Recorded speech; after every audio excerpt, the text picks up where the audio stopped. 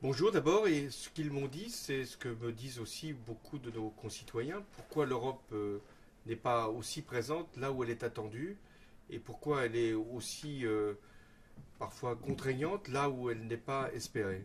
Et donc ils souhaitent que l'Europe puisse répondre davantage à leurs attentes sur l'environnement, sur la question migratoire, sur les nécessités d'une harmonisation fiscale à l'échelle de l'Europe.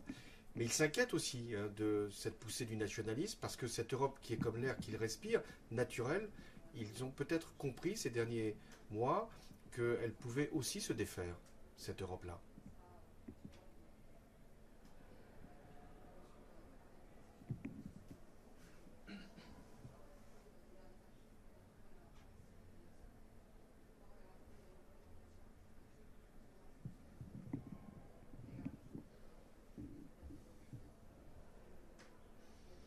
Si, ils veulent comprendre et ils y parviennent. C'est-à-dire que ces jeunes ne sont pas des fatalistes, ils ne sont pas des résignés. Ils essayent de savoir dans quel cadre l'Europe pourrait mieux agir et comment elle pourrait s'imposer sur la scène internationale. Et ce que j'ai essayé de leur dire, c'est que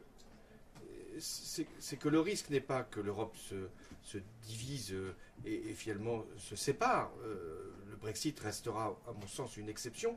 C'est que l'Europe n'avance plus et qu'elle ne soit simplement qu'une conservation de ce qui a été engagé depuis des années, un grand marché, une monnaie unique, et qu'elle ne soit plus un projet. Et ce qu'ils veulent, ces jeunes, c'est porter un nouveau projet sur un espace européen pertinent. Est-ce que ce sera l'Europe à 27?